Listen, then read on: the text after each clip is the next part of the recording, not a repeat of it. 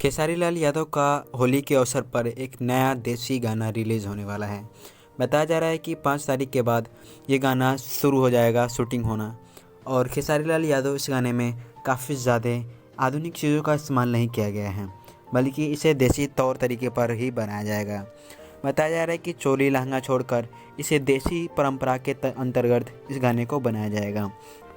टुनटुन यादव, जो कि आप पहले से जानते होंगे कि टुनटुन यादव एक बहुत अच्छे राइटर हैं, इन्होंने कहा कि हम किसी भी अश्लीलता जैसे गाने को ना बना के बल्कि देसी गाने को बनाएंगे।